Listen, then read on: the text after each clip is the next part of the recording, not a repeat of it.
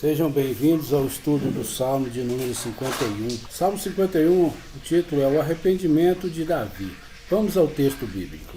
Tem misericórdia de mim, ó Deus, por teu amor, por tua grande compaixão, apaga as minhas transgressões. Lava-me de toda a minha culpa e purifica-me do meu pecado, pois eu mesmo reconheço as minhas transgressões e o meu pecado sempre me persegue. Contra ti, só contra ti, pequei e fiz o que tu reprovas, de modo que justa é a tua sentença e tens razão em condenar-me. Sei que sou pecador desde que nasci, sim, desde que me concebeu minha mãe. Sei que desejas a verdade no íntimo e no coração me ensinas a sabedoria. Purifica-me com hisopo e ficarei puro, lava-me e mais branco do que a neve serei. Faz-me ouvir de novo júbilo e alegria, e os ossos que esmagaste exultarão. Esconde o rosto dos meus pecados e apaga todas as minhas iniquidades. Cria em mim um coração puro, ó Deus, e renova dentro de mim um espírito estável. Não me expulses da tua presença, nem tires de mim o teu Santo Espírito. Devolve-me a alegria, a tua salvação, e sustenta-me com um espírito pronto a obedecer. Então ensinarei os teus caminhos aos transgressores, para que os pecadores se voltem para ti. Livra-me da culpa dos crimes de sangue, ó Deus, Deus da minha salvação, e a minha língua aclamará a tua justiça. Ó Senhor, dá palavras aos meus lábios, e a minha boca anunciará o teu louvor. Não te deleitas em sacrifício, nem te agradas em holocausto, senão eu os traria. Os sacrifícios que agradam a Deus são um espírito quebrantado, um coração quebrantado e contrito, ó Deus, não desprezarás. Por tua boa vontade, fazes Sião prosperar. Ergue os muros de Jerusalém. Então te agradarás dos sacrifícios sinceros, das ofertas queimadas de todos os holocaustos, e os novilhos serão oferecidos sobre o teu altar. Este salmo, ele pretende ser um salmo de Davi, e o conteúdo dele está de acordo com esta suposição e com a declaração do título com relação à ocasião em que foi composto. Não haveria dificuldade no assunto e nenhum motivo para hesitação em relação ao autor e à ocasião em que foi composto, se não fosse pela oração do Salmo 51:18, faz o bem em tua boa vontade a Sião, constrói os muros de Jerusalém, que foi mantido por Devet, Rosmiller, Venema e outros estudiosos.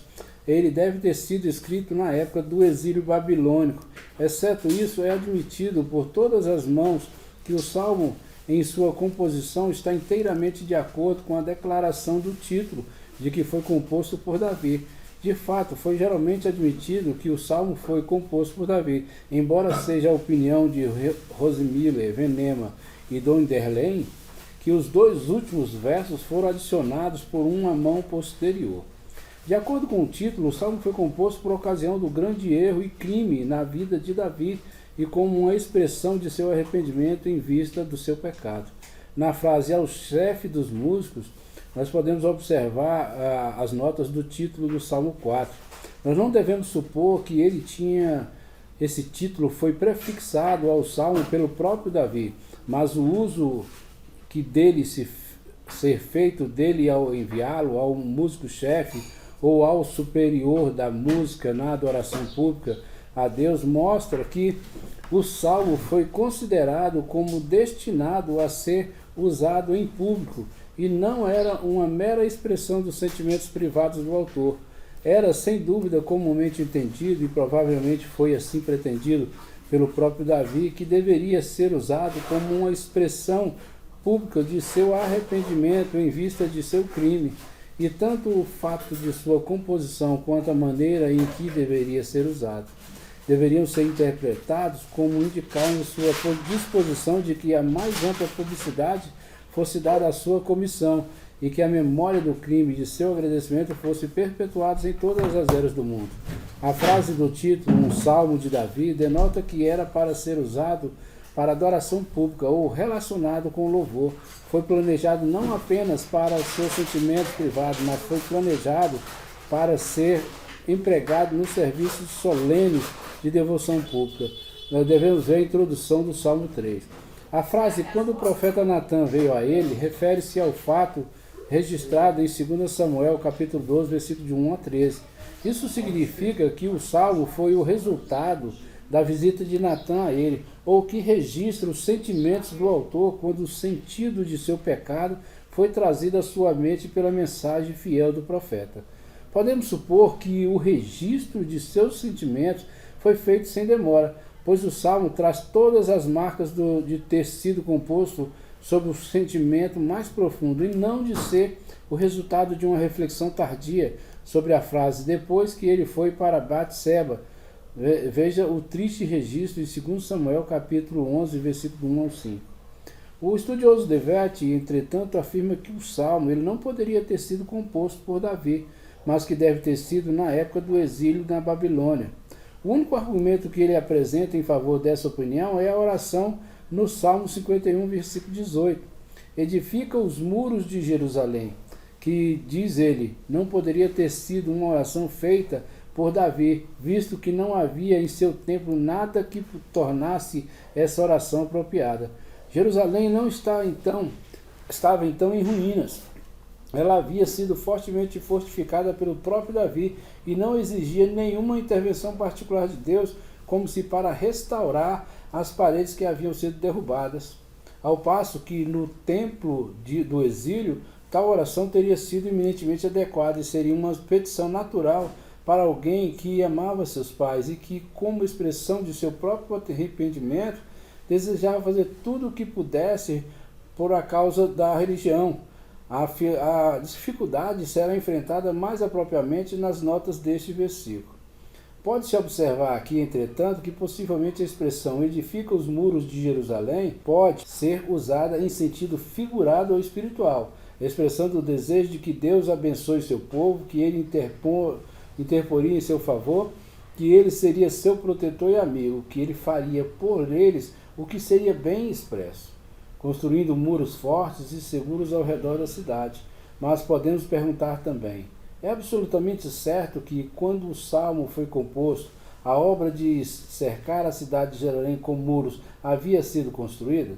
Não pode ter sido, de fato, naquela mesma época de Davi, porque ele estava empenhado em concluir o seu desígnio de tornar a cidade inexpugnável por muros e torres, e que em meio à sua intensa tristeza por seu próprio pecado, embora assim hediondo e agravado, o seu coração pode ter se voltado para aquilo que era tão caro a ele como um objetivo a ser realizado, e que, mesmo então, em conexão com o seu amargo arrependimento de seu pecado, ele pode ter orado para que Deus favorecesse esse grande projeto. O Salmo ele consiste de duas partes.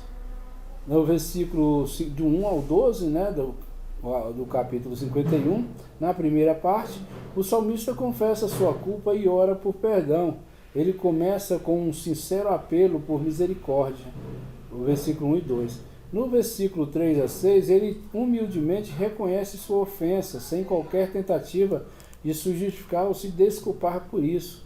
Ele roga, no versículo 7 a 10, ele roga a Deus para purificá-lo, para perdoá-lo, para criar nele um novo coração e não rejeitá-lo, ou tirar dele o seu Espírito Santo. E já na segunda parte, o versículo vai do versículo 13 ao 19, ele mostra como manifestaria o seu senso da misericórdia divina se fosse perdoado, expressando o propósito de levar uma nova vida, dedicar-se ao desvelo da religião, fazer tudo ao seu alcance para reparar os males da sua conduta e, especialmente, induzir outros a evitar o caminho do pecado, advertindo-os com seu exemplo. Ele diz que ensinaria aos transgressores os verdadeiros caminhos de Deus e que os pecadores seriam convertidos a ele, está no versículo 13. No versículo 14 e 15, que ele cantaria em voz alta o louvor de Deus. E no versículo 16 a 17, que ele ofereceria a Deus um sacrifício de um coração quebrantado e um espírito contrito. E ele então suplica, aqui no versículo 18 e 19, que Deus interponha e abençoe Sião, que a grande obra na qual ele esteve envolvido na defesa da cidade e na preparação de um lugar seguro onde Deus pudesse ser adorado e onde sacrifícios e ofertas pudessem e estivessem perpetualmente no seu altar. Bom, nós terminamos aqui o Salmo de número 51 e até o nosso próximo encontro no Salmo 52. Deus abençoe a cada um de vocês em nome de Jesus.